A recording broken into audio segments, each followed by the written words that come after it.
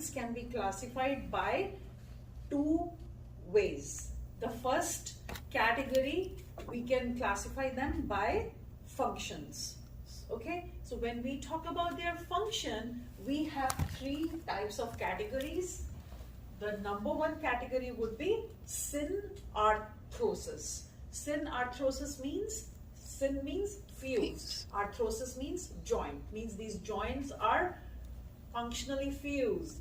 Okay, so when they are fused, then there is no movement. Make sense? So these type of joints, which are called synarthrosis, are actually fused.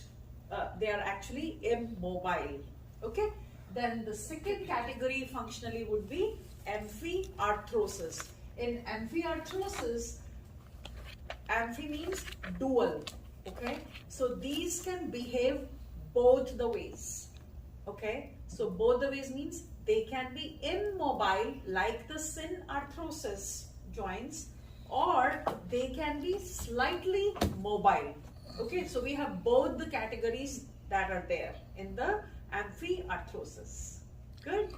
Now, the third functional category of joints is going to be diarthrosis. So diarthrosis would just mean that these are mobile. So you have a lot of mobility in these kind of joints. Okay. Now, when we talk about the classification, the second way how we can classify the joints is that would be the structural classification of the joint. So structurally, we can classify them in three categories. The first category is all coded in yellow. If we are pointing to the PowerPoint, they are all, I color coded them as yellow. So these are all your three structural categories. Number one structural category would be the fibrous joint. Okay. The number two category would be the cartilaginous joints.